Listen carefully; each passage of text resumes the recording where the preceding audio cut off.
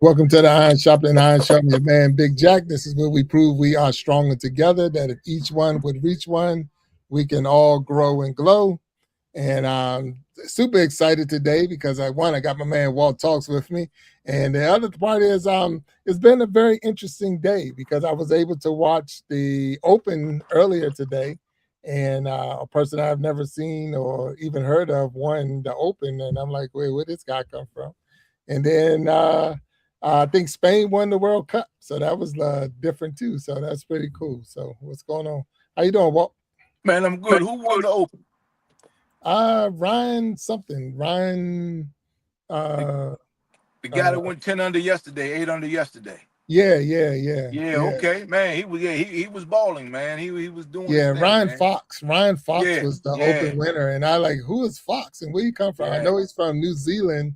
But I know they said prior to this, he hadn't finished higher than 16. Yeah. And all of a sudden he's, so hey, congratulations to Ryan Fox and congratulations to Spain on winning the World Cup today. They just finished probably about an hour, not even an hour ago. They just finished it up. Who did they beat? Argentina. That's Messi, right? Yes.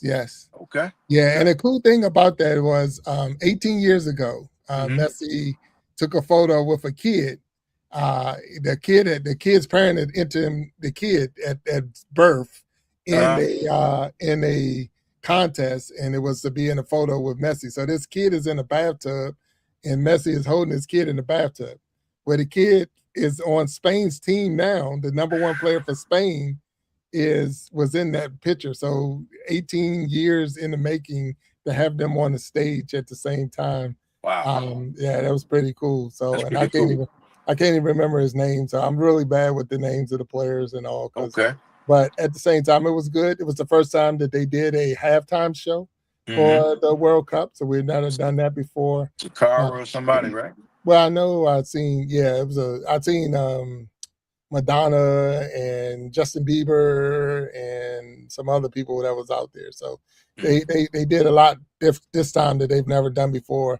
And then being in North America was pretty cool, having Canada and Mexico as well as the United States host the World Cup, and that was pretty cool. So it was all good. It was a good one. It was a good one. But hey, we got a good show today.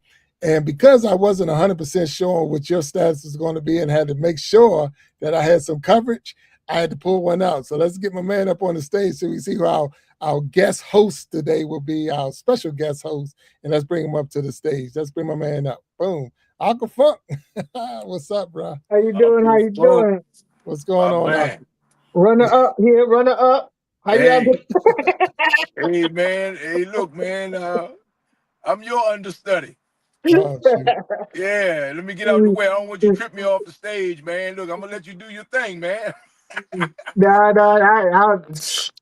No comparison, man. No comparison. Man, how you doing, sir? Good to see you, man. Everything good? Man, I can't complain. I really can't. Busy, all in good ways, though. There you go. All everything is moving forward for me. So, I would be if I could come up with some stuff, but I'd be lying. Man, progress is always good, man. So that's great. It would be petty. It'd be petty. Anything I have to bring up is petty, to be honest with you. That's right. You're not a petty guy. I know that for a fact. Yeah, without a doubt. Yeah. So look, check it out, fellas. We got a wonderful guest that's going to be on with us today. I'm looking forward to having him on the show. But I got a question to ask you before we get him up on the stage, because this is something that we know is a more like a saying now and a cliche to some. But do you remember where you were during 9/11? 9/11, when the planes hit the towers, when the plane hit the Pentagon, and then the one, of course, that went down in Pennsylvania. But do you remember what you were doing at that time? Do you remember where you were? Yes. And so that's a thought I want you to hold, because our guest is going to take us somewhere down that journey as well. and I'm looking forward to getting him up on the stage. So if y'all ready, I'm gonna get him up here because I want to kick this conversation off. Okay. So y'all ready? Let's go. I need. We ready? We good to go? Let's get it. All right, let's get him up on the stage. Let's go.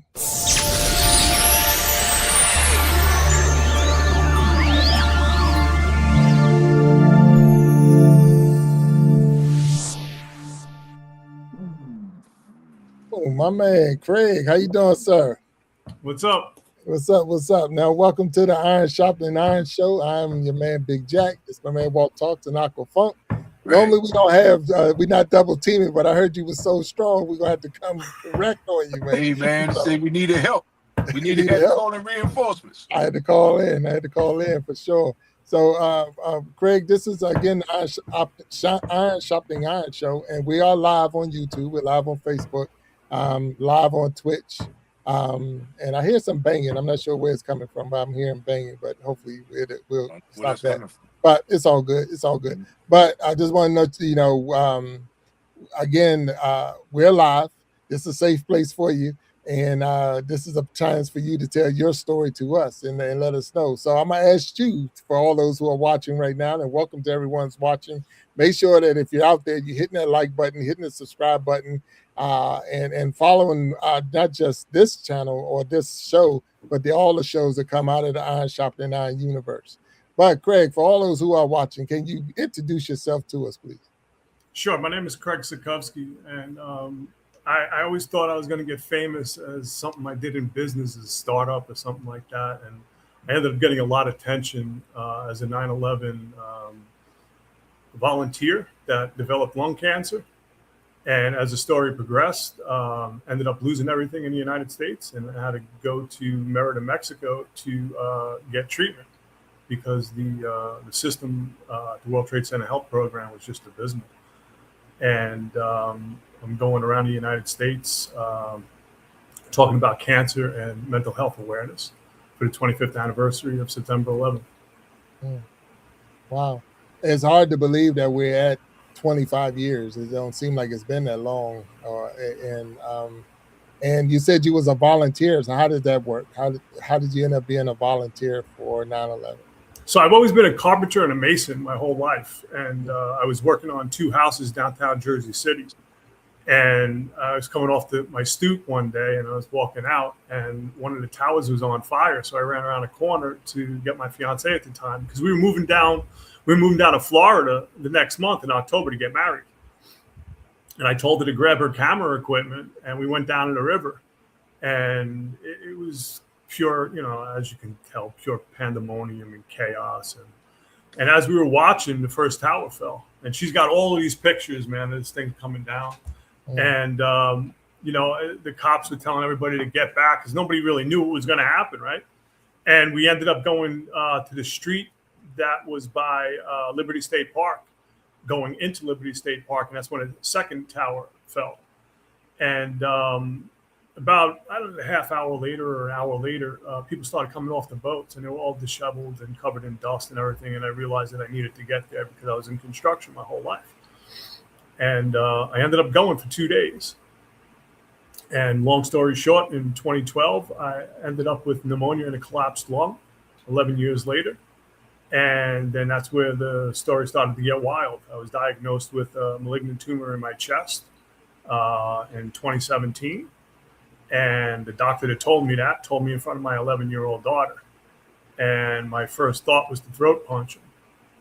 And that's where I started becoming a patient advocate for, all the things that are wrong with the sick care system in the United States. I've had a plethora of surgeries since 2017. And it's been like a living hell and a nightmare. And just being challenged by the healthcare system is something that I see every day. And being volunteers, we're not associated to any companies or any organizations that give us disability or anything like that. And we ended up, going bankrupt, losing everything. And I'm here to tell my story. Wow. So again, like I say, you're seeing the chaos is down there. You're seeing the damage. You're going in to to help, give assistance, and you end up becoming, I guess, a victim yourself in that during that time. So how long were you there? I mean, because I'm sitting there like, it wasn't from day one. It was, how long did it, was you working there for this thing to take its hold or take toll of you? Well, when I ended up getting cancer, I was told you only had to be there 4 hours of the first 5 days. And I was there 2 days of the first 5 days. I had gone over with a Tyvek suit and a respirator clogged in like 10 minutes.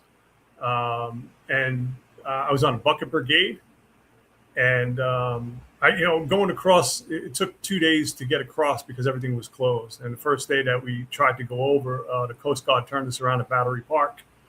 And it was profound because as we were turning around, I saw a baby carriage sitting in the park, and I was just like, wow, I wonder what, like, whoever was navigating that baby carriage, what they were thinking about as they took the baby and ran.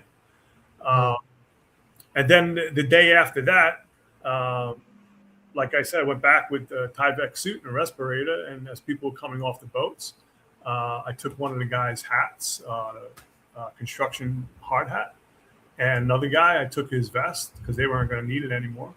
And then in the process, a guy said, look, you over there, get on the boat. And I was on this boat, and I couldn't figure out what all the buckets were for, man. I mean, just buckets. And I got off on the other side, and I carried a whole bunch of buckets and just had people point and tell me where to go. And I ended up taking these buckets, and I couldn't see in front of me, but I could see to the side, left and right side. And I took the buckets, and I passed the restaurant where the guys are hanging out, smoking cigarettes. It was really like, it was a little hard to understand. You're walking and the girders are hanging off, ready to like fall. And I walked by this one room, and it was just nothing but bags. I didn't even want to know what were in the bags. And I walked out, and there was a knee wall that I had to climb over. And you could see, like, it was light.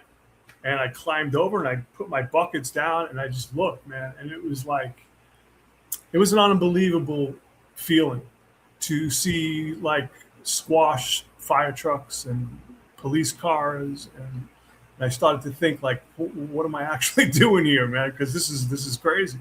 And just as I was having that thought, an alarm went off, and then all I heard was run. And we all started, like guys just started running around this building and heading back to the river, and ended up the front facade of the building collapsed on the buckets that I just put down. That was my introduction to 9/11. Oh, wow. That's, I mean, a lot of people, I've never actually talked to anyone who was at ground zero during the event, after the event. So everything I'm listening to you now, and I'm more intrigued because of the fact that you're telling me a part of the story that I didn't see on the news or didn't hear in a story or in a news story or whatever. So help me understand the buckets. I mean, what is the, I can assume, but I don't want to assume. So what is the buckets for, and what's going on with the buckets? Well, it was a bucket brigade. So, you're in this line, and the guy in front is just putting whatever he can in the buckets and passing them back. Okay. And then when he gets burnt out, he goes into the back, and another guy moves up. And it was like that for just endless line. And, I got up there, and, I did my thing. And one of the things was like, you get in this bucket and you're putting things in buckets, and, you're trying to, like, understand what you're putting in the buckets, because there's like little pieces of everything, and just like, we needed to clean everything up so the machines can come in, because it's just piles of just debris everywhere. And it took a long time to get over that. It really did, because I saw stuff that I never thought anybody could ever do to somebody. And there was just a lot of camaraderie, man. And I'm sure, as we were talking before, Aquafunk, some of the craziest jokes you ever heard are in the times of crisis and trying to keep your shit together and wired tight. And I don't say I'm glad, but it was an experience in my life. And I didn't think it would come back to haunt me because, like I said, I was leaving the next month to get married, and I never looked back. And it wasn't until 2012 when I started to hear about, like these lawyers and you need to talk to these guys because people are developing cancers. And I was only there for 2 days. And then I started to find out you only had to be there 4 hours in the first 5 days. And I was there and I hit the wrong lotto. Wow, man, that's so what most people will be upset that they even took the time to volunteer when you find out you got something wrong. How did you feel about that? What life lesson did you get out of that as far as not that we want it to happen again, but that would be like, I'm never going to do that again. I'm never going to help somebody out or whatever. Did you have that mindset? Nah, I do it again. People talk about 9/11 and they're like, oh, that must have been like the most horrifying experience of your life. And it was like, nah, man, that was part of my life. I was molested as a kid. I was a drug addict in my teens. I was homeless. I was divorced, bankrupt. I've lost businesses, houses, cars. So it was just part of the experience. And what I've come to realize is like the human mind is resilient in a way where you can literally get over anything. So you could take somebody with catastrophic events and things that happen to them, and they can alchemize everything in this world, And I started studying something called epigenetics and develop heart and brain coherence for yourself. And it was when I had a 9/11 medical exam, a yearly medical exam. It was 2 years, I think 2.5 years after I had my nine-hour surgery to remove my mid and lower lobe of my right lung, where I had my arm extended out for 9 hours and my nerve deadened. And I woke up with something called Saturday night palsy, where it took me a long time to learn how to use my arm again because of the nerve. And I just lost my train of thought. Yeah, I just had a brain fart, man. Yeah, it's all good. I know we're trying to remember. I mean, a lot of stuff that you had to go through, and I don't want to sit there and keep harking on this time of it because I'm more like I'm intrigued. But at the same time, I remember. I mean, in fact, that's it. When I even asked Aqua Funk and I had small talks. Do you remember where you were during that time? And I know I don't know because I've never had to ask that question to either one of you. But Aqua, you remember what you were doing during that time? I know exactly what I was doing. I was on my way to a job interview. I was dressing up, had my tie on, looking sharp, and had a TV on while I'm getting ready. My wife at the time, she had already gone to her job because I had recently got out of the Army. And I kept hearing this in the background while I'm getting ready, in the mirror and stuff. I was like, what the hell? I kept hearing, the World Trade Center. I was born in Brooklyn. I've been there,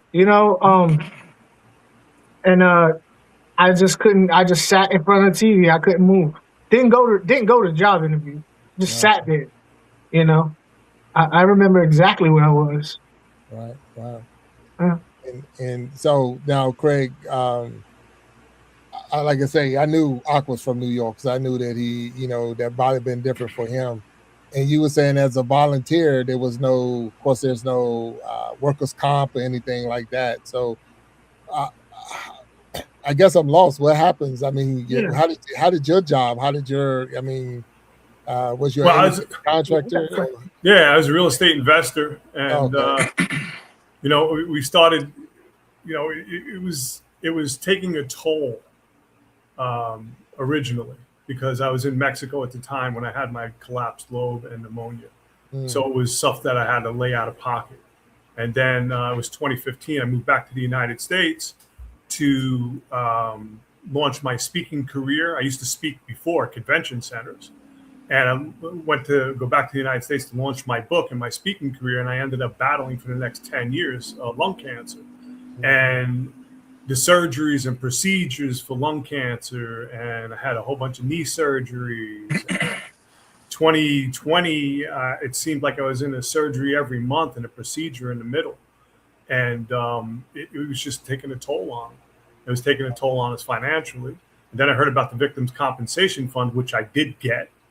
However, that being said, it's they give you $250,000, and that really doesn't do anything because you're continually going through just living expenses and trying to survive. And people like $250,000, like it's like hitting a lotto. What happens when your bills are $600?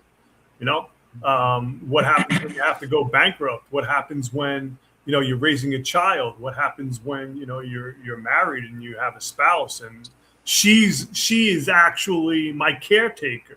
So we're not working at the time because she's trying to save me from dying.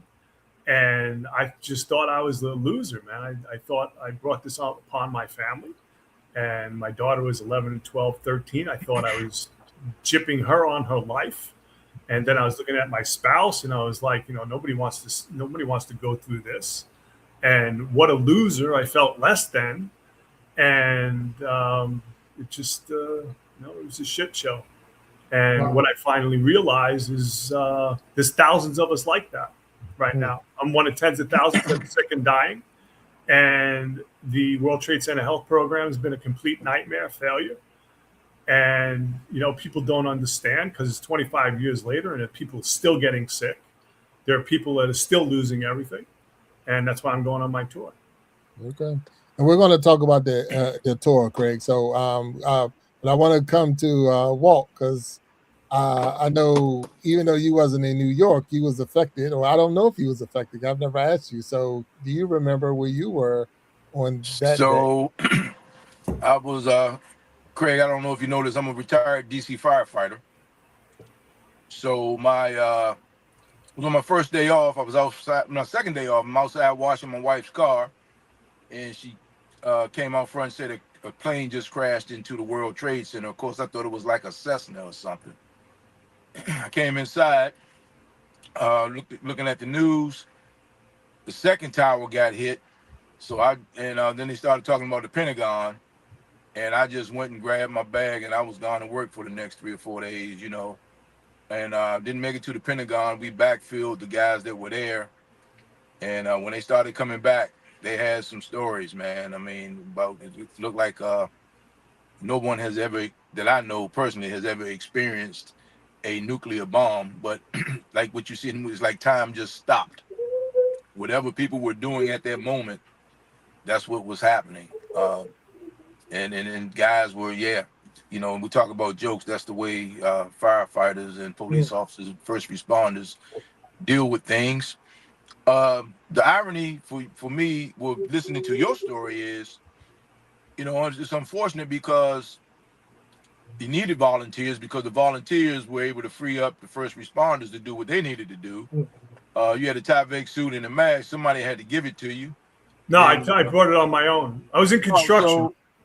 But they put you on the bucket brigade. Somebody had to sign you up, do something. I mean, like I know it was chaos. There's no sign. The first day I went there was no signing up, man. You just grabbed. Just grabbed and go. And I was on a bucket brigade and I ran a Bobcat. Yeah, that's the way. I'm sorry, I had a delay. I apologize. Go ahead, Craig. I'm sorry. No, go ahead. The second day that I went was a Saturday. And then that's when everything changed. That's when I got my contractor badge at the World Trade Center. Right. That's when you had to go in the line and sign for everything. And it was just, and that was when the unions came in and they started running it like a business, man. Okay. Oh, wow. So you're saying on day one, it was a free fall. Anybody who was willing to help, come help. But then day two, they maybe got things somewhat in order. Now, I was there.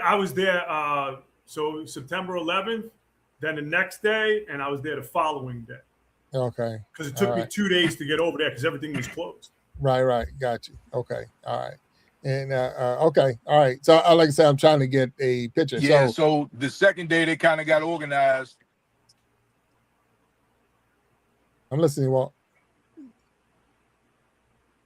Okay. I don't know what happened. So the second day they got organized, right? And that's you said you got your badge. You can't hear me? Yeah, we can hear you. Go ahead. We can hear you. You got a delay, bro. We can hear you. Go ahead. Oh, okay. The second day is what he just said. They gave him his badge and his ID, and that's when it kind of things got kind of official. I get it. But it kind of got me, man, because I never heard that side of it, because I'm thinking once they kind of put you in the game, for lack of a better words, that, you know, these guys, they were there for you. Now, you told me about the $250,000, but that's nothing if you don't have insurance, if your insurance is not covering your I was on Medicaid. injuries. And also, All right, Craig. Go ahead, Craig. I was on Medicaid for years, man. I was literally dying. So for me, trying to stay as a real estate investor, I was in bed weeks at a time, in between surgeries and procedures, and my spouse was literally looking after me, and I was dying at the time. And then they took my mid and lower lobe, my right lung out, and that devastated me even more, because I was in the worst physical pain I could possibly be in, because they cut all my nerve endings in my ribs. And for 6 years, I had this consistent pain. And people were looking at me like, oh, yeah, you're fine, you know? And I'm just like, wow.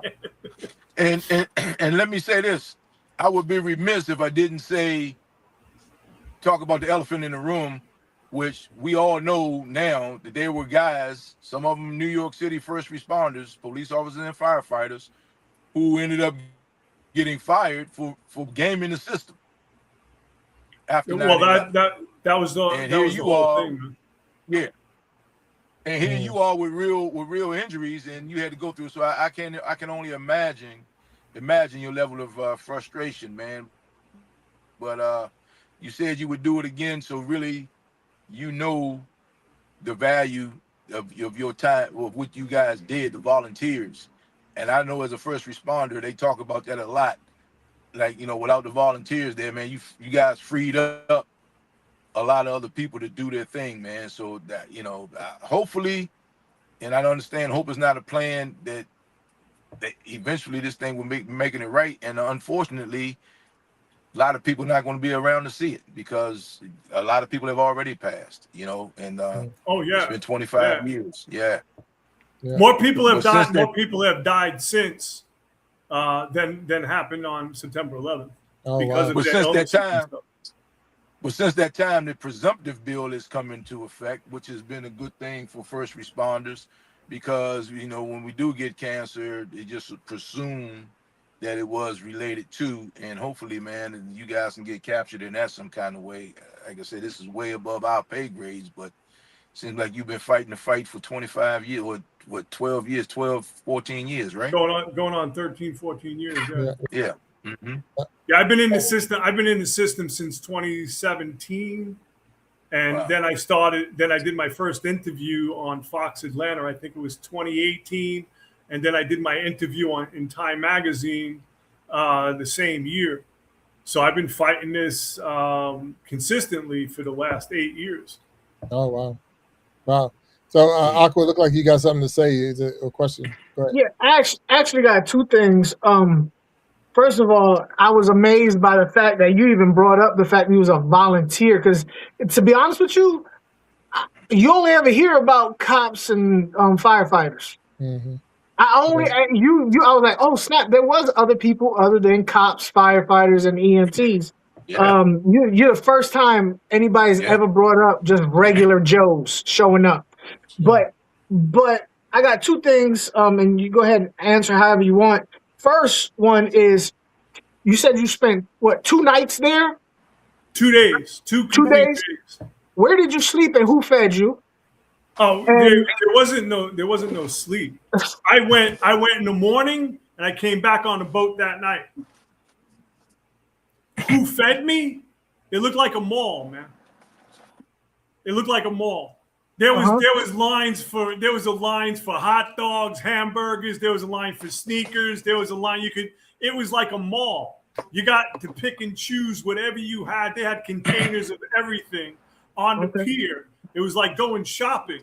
And And I actually had to get a different pair of work boots because my boots got so hot that they started molding around my feet.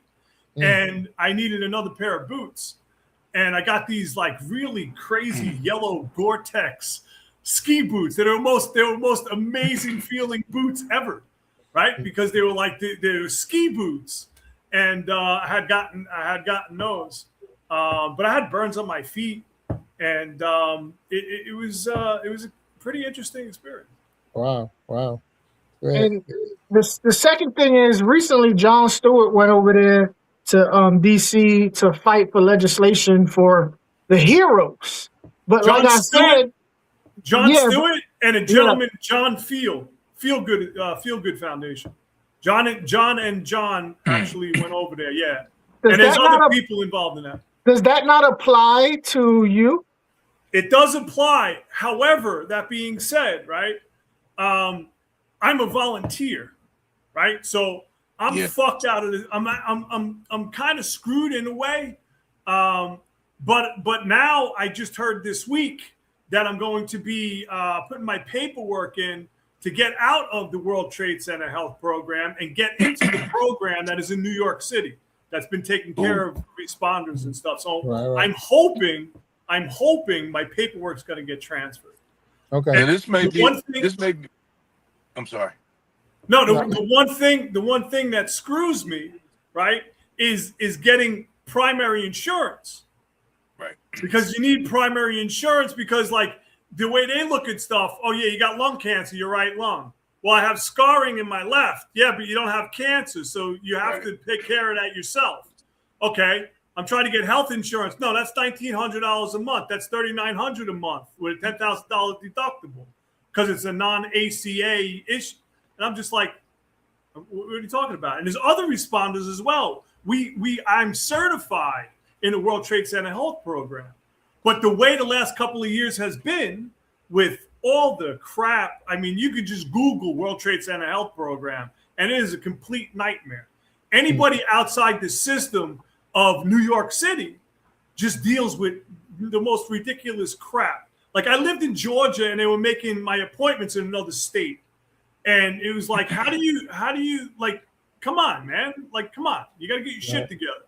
And that's what frustrated me more. I was dealing more on the phone than actually going to a doctor. And I thank God I was on Medicaid in Georgia. What in your opinion needs to be done? They need to get rid of the system itself and start another one, and they won't do that. They just financed the system again. And it's like, if you have a system that's set up that's broken, right? How do you fix a broken system and keep it going? You don't. It's like when the earth closed, right? For 2 years. Literal earth closed for 2 years because of COVID. And then all of a sudden it came back online. And everybody, okay, everything is good. No, all the mom and pop stores got wiped out. All the corporations came in, and that's what's happening. So it needs to be etch and sketch. This etch and sketch and start over. Yeah, exactly, man. It needs to be shaken up, and I'm here to shake it up. Okay. So you mentioned Craig, that you're getting ready to go on tour, or you're going on tour. So tell us about the tour. What is the tour? So the tour. Go ahead. The tour actually got, it was like I had this great idea to go around the United States to 20 cities, right, and interview first responders, people that lost everything, cancer patients, war veterans for mental health, right? And I sent out thousands of emails, man. There's online, there's me copy and paste for days. And what I come to find out with all my analytics, nobody gives a shit about 9/11 outside of Philly, Ohio, and go right down to the United States. In LA, in Phoenix, and nobody like 9/11 what? So I had to redo it and go to 20 cities along the Eastern Seaboard. And I just figured that out. And I set up a GoFundMe for it, and GoFundMe heard about it, and they're taking over my media. So 1% to 3% of the GoFundMes actually get that. That's what I was told. So they're on board. And I have the GoFundMe set up, and I'm looking for sponsors. I'm looking for people that actually want to gain something, like national notoriety, because we're setting up the media campaign, and we're going to be doing a social media attack, a massive social media attack. TikTok, Facebook, Instagram, and I think that's going to get more traction than actual mainstream media.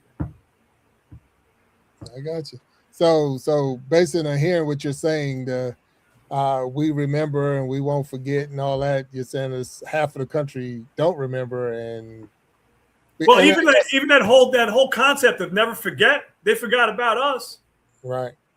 Because they say, oh no, well the money is there, yeah, but you can't be seen, right? Because the administrative paperwork and all of that shit gets lost to the wayside, right?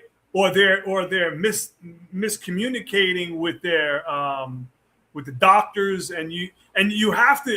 At the time I was in the program, I'm in Merida, Mexico now, but when I was in the program, I used to have to find my own doctors, and then have to explain to the doctor that if they wanted to get paid, they had to sign paperwork that would say, okay, instead of getting $1,000, you're only going to get $600 because it's in the World Trade Center Health Program. And it's like, I got to do all of this shit. I'm the one that's sick. Yeah. Shouldn't I just be going to the doctor? Yeah. Right. And no, it's like it's a complete nightmare, man. Right. Wow. And like I say, and Craig, I want to thank you for sharing your story, because it is something that I haven't heard. And it's not so much that I don't care. It's just a lot of times when things don't affect you, or if you don't know anyone that it affects, it didn't affect you. It's not directly, So I mean, there's still conspiracy theorists out there that say that it didn't happen. For you to say I was right there, we knew that the centers fell, we knew that the World Trade Center, we knew the buildings when they collapsed, but it didn't happen the way that we saw on video, or like you say, you got your fiance taking pictures and watching it implode and fall, and so it's just one of those things where we get fed a lot off of social media, we get fed a lot off of hearsay, this and that, and a lot of it was because of this and this, that, and some things make sense, some things don't. So hearing your story from your point of view, and even as Aqua said, the fact that, you don't hear about the volunteers, you hear about the first responders, you hear about the EMTs, you hear about, the police officers and the people that was either on the aircrafts or in the buildings at that time. But then it's all the other things that went on around it. Because you keep saying the boat. So where were you at that you had to catch a boat over to that part? Because I'm not downtown, from New York. Downtown Jersey City. It's right on the river. Okay. All right. And downtown Jersey City, yeah. It was. I can't remember the name of the marina. There's a marina right by the World Trade Center, and that's where we got shuffled back and forth from. Okay. And it was wild, man, because there'd be like 6 of us on the boat. And that boat was like we thought we were going to capsize, man. Oh, so you wasn't on. See, I'm thinking when you're saying this that it's going to be like the ferry going across or whatever. We're talking this a little speedboat. Yeah, we were on Coast Guard boat. I got you. Okay, yeah. All right. But when I was going over, I was on a barge. Right. And I couldn't understand why all of those buckets were on there. Well, the thing is, and now I'll come in with my little part, because that is a crime scene. So really, every bucket that's being pulled off is part of the crime. So they got to investigate. Yeah, but they were not investigating. I'm just saying that is a crime scene. So we got to go and investigate. We need every piece of this and that. And we've seen the videos or the TV shows where it was a special that you see down air disaster. And they go and collect all the pieces from the aircraft, and they try to piece it all back together and say what happened and what made it go down and this and that. And that's sometimes some of the things you have to do. Sometimes your disaster, and I know Walt could probably tell us better, the disaster is way bigger than, the idea is like, hey, let's collect all the evidence. Like, you're not going to collect this. This is way too much stuff. Go ahead, Walt. After 9/11, a lot of changes came about in public safety because we were exposed, especially communications, incident command systems. None of that was intact. Everybody was freelancing back then. So, two agencies couldn't even talk to each other. You know what I mean? You didn't have the mutual aid that you have now. So in the last 25 years or 25 years, a lot has changed as far as that. But it doesn't change the fact that what wasn't done then, and this is the part that's killing me here, Craig. That's legislation. I mean, we can make that happen as a country. That's why I'm taking this trip. That's why I'm taking this trip. And it's almost embarrassing that you have to do this, but this is what it is. And thank God there's people like you that's willing to do it, because most people are just going off getting sick, complaining, but not really doing it. And I'm guessing the action is probably what keeps you pushing. Just doing something about it and being active is what is kind of like keeping you going. I mean, so good. That's my life for right you, now, man. I mean, but it was messed up. Yeah, it's your life work. Excuse me, fellas, but it was messed up. There were a lot of things going on that were just messed up. And once they give you your badge and give you access and put you out there, there's a certain amount of responsibility that goes with that. And like you said, man, if they just need to fix it, it's like the system was set up. And my understanding is just because we got some guys from New York too, and we did a lot of mutual aid stuff and assessments and critiques. Excuse me.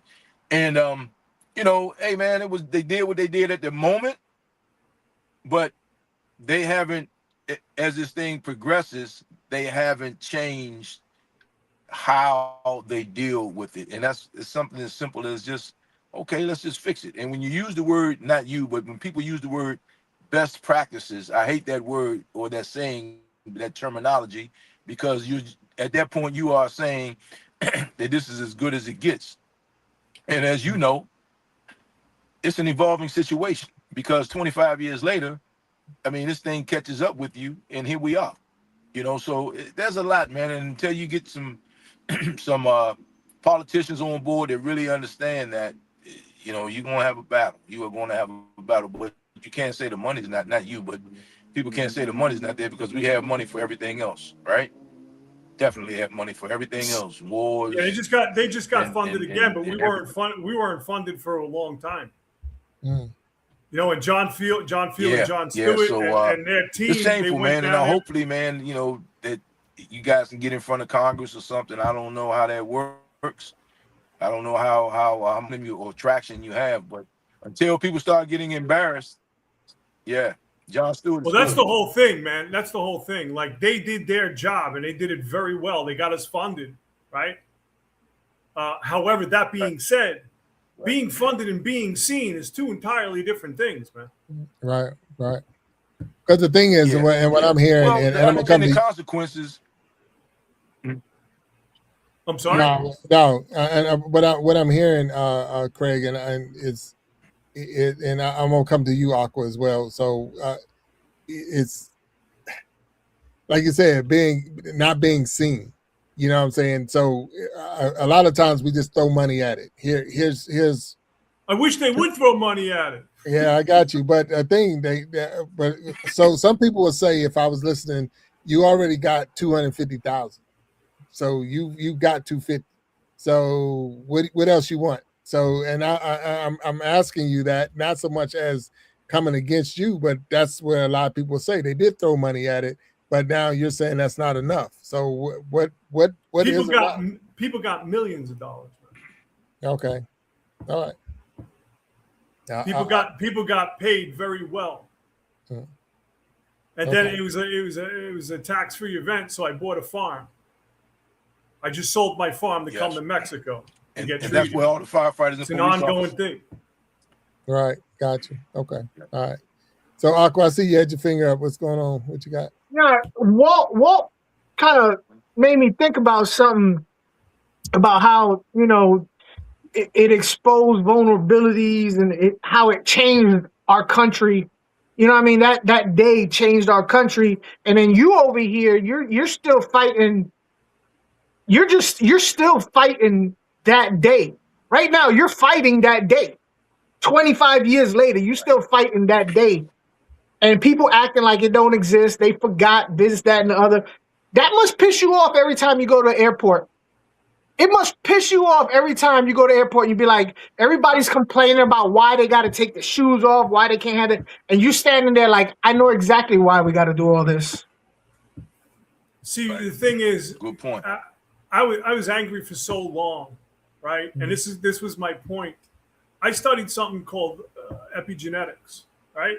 It's this thing that we have inside of us where I've alchemized all of this shit. I have no emotional attachment to this shit whatsoever. Because I had to leave the emotional attachment because I was going down and spiraling out of control mentally, right? I have post-traumatic stress disorder. I have Barrett's esophagus when my throat literally just closes. And I passed out and smacked my head a couple of times in Mexico by myself. I have GERDs, right? I have lung cancer. And I have to keep my shit together all the time. Because if I mention things and I start going off on a tangent, no, I keep my emotions in check. And this is my whole point, is because I want to show people how to do this. I want to show people how they can alchemize their life and not be better, not bitter. So when you say I go to the airport, I did. Now, I don't care, man. Yeah. I just don't. I want people to understand that they're not alone when they're going through whatever they're going through. And I think there's a huge problem with mental health in this country. And the people that are still battling cancer, what they go through, I mean, as soon as you hear cancer, you think your life is over and you're dead, right? And then you go through all the procedures and surgeries, and it's just a never-ending nightmare. And then on top of it, financially, I can't tell you how many times we sold everything again. And then sold gold, silver, all the shit that we had. And then sold furniture just to keep my ass alive. So am I pissed? I was. I got to keep everything in check as I'm going on this mission. Yeah. Yeah, that's yeah. So now wait a minute. You said you had to learn and you want to teach. So help me. I'm almost where you are. I'm one of those people that's hearing and listening to this right now. I'm going through and didn't even realize that there was all these extra programs and things that I could have went to and got some help. I'm struggling and I'm upset. So what advice would you give me so that I could have even half of the attitude that you have to deal with this? Stop seeking external validation. Most of us seek external validation. And this was my point that I was getting to before, right? So I was studying epigenetics after my surgery for about 2.5 years. And I went to this 9/11 exam. And this doctor came out after I had my x-ray. And a doctor came out and said, Craig, have you ever had a bad x-ray? And I was just like, oh, man, she's going to be telling me I'm going to be dead by Tuesday or whatever. And then I just stopped and I was like, you know what? Whatever she tells me is not going to wipe the smile off my face. Or the mood that I'm in, because I'm joyous. And come to find out, she didn't even have my paperwork from 9/11. And she saw this big cloud. Wow. And she thought, oh, wow, this guy's screwed. No, I had my surgery 2.5 years before. So she didn't even have that paperwork. So that was the evidence that I needed. You want to know why? My interior chemistry set didn't even change, man. I didn't get that, oh, shit feeling. And I was like, wow, this stuff really works. And it really does. Because you have to work on the greatness that you have inside yourself. You got to tap into that God feeling. And to do that, you need to shut out all the external noise, the bullshit that clogs our head 24/7. We have something in our bodies called the reticular activating system. All it wants to do is please us. That's all it does, 24 hours a day, 7 days a week. It's our subconscious programming. We have to reprogram our subconscious. And you do that by listening to Dr. Joe Dispenza, the Silver Method, tones and frequencies and tonalities, because that's what got me to who I am today. That's my message. That's my core message. is you can go through anything in this world and you can alchemize everything. Am I pissed off? Not anymore. I have no association to this shit whatsoever. Yes. Wow. But now, and I'm not trying to be that guy, but I'm gonna have to be that guy. That doesn't change your bills. That doesn't No, change it doesn't. the fact that they are. That's right. It doesn't change the fact But that. what happens is, right? I've been through all the things that I've been through in my life. So when I get a bill, it doesn't stress me out. Gotcha. Add it to the other ones. Add it to the other ones. What are you gonna do? What are you gonna do? Bleed, water from a stone? No. No, I'm in another country, man. Yeah. Right. No, I know, and I appreciate what you're saying, and that's why I want to make sure, like I say, when we have these shows, have these conversations, I'm definitely hearing your point of view. But I try to throw, and I know that my hosts over here, my co-hosts, they throw different things at you that they're thinking, that the other people are thinking, and that's what it is. That even in the comments at one time, someone saying, half your story is true, half of that, and it's not for me to chase that, to say what's true. No, okay. What happens is the mind, right, makes things up. Right. Right. 50% of everything that we think about, right, we have to fill in. It's not that. It's did the incident happen? And your recollection is different. Right. That's what it's all about. But did the incident happen? Right. Did I get the surgery? Did I get the procedures? Did 9/11 happen, right? So my recall is going to be something different. Because our mind works in such a wild way that it has to fill in gaps. So yes, 50% that you recall is bullshit. We have to fill it in. But did the event actually happen? That's the point. So we kind of project a lot of our lives based on past experiences. Based off our past experiences from zero to 8 years old, our programming, right? So from 0 to 8 years old, our programming, what does mommy and daddy do? What does aunt and uncle say? Our brothers or sisters. If mommy said you sucked at something, 40 years old, you're going to run into an obstacle and you're going to recall that. See, our brain doesn't know the difference in time, right? So I could recall somebody. This is what I do in coaching. I recall certain things in people's lives, and that'll change their biochemistry set. And I do that as a point, because as if I can have you recall something and put yourself energetically in that state, and your biochemistry set changes, then you can change your biochemistry set. So it's sort of the cousin of stoicism. Yeah, so stoicism has its issues because you're internalizing everything, right? So you're holding it in. But we're talking about no. I'm saying, okay, so we always think stoicism means we don't care, but if you read, as I read books on stoicism, I found out that it's not like you don't care or you're indifferent. It's like you allow it all to come through. Everything passes through us. Everything passes through us. Yeah, everything passes through. So that emotion, even if you get, like you said, you get mad, it's not that you don't get mad, but your actions are what dictate, your mindset is what dictates how you act on your anger. So you can use that to your advantage and do something about it, which you are doing, or you can have a woe is me mentality. And that's why I like when you read the Stoics and you think about terms like amor fati, my fate is my fate, things like that, you just kind of, it helps you get through, because no matter who you are, everything we've been through or gone through, we've been through, because we're still here. You're still here, right? So some 100%. People have been through more. You've been through more than the average person, but it's all relative, because you have prepared yourself, or your creator, your mindset, your maker, however you want to look at it, has prepared you to deal with that.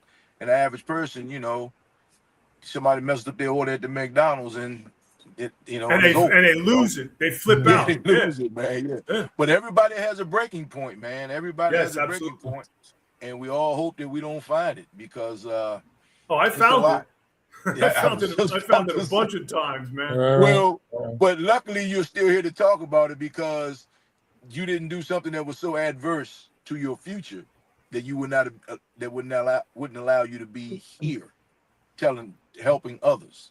I have this beautiful daughter that watches everything I say and do, and as long as I'm still breathing, I have to keep my emotions in check.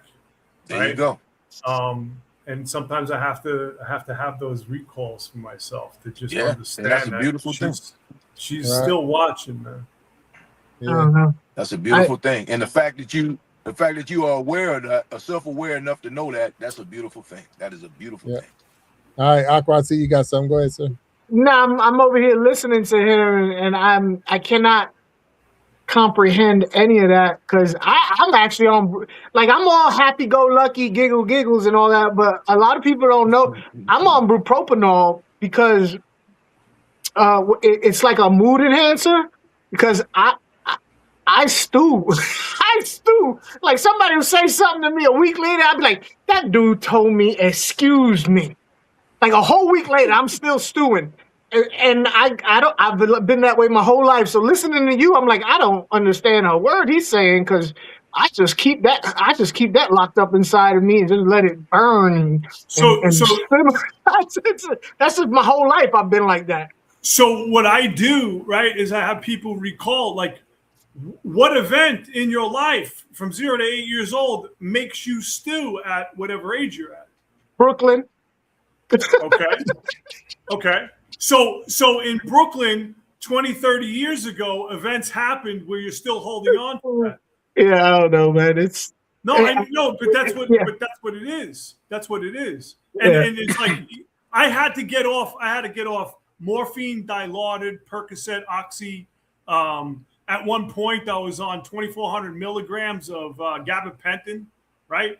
And these were things where my girls were like, "You're a shitty person on these things. You're angry and you're miserable." And I had to go back to when I was a drug addict in my teens to be like, "Oh yeah, I remember detoxing in a basement apartment in Cliffside Park while my neighbor in my next room was smoking crack."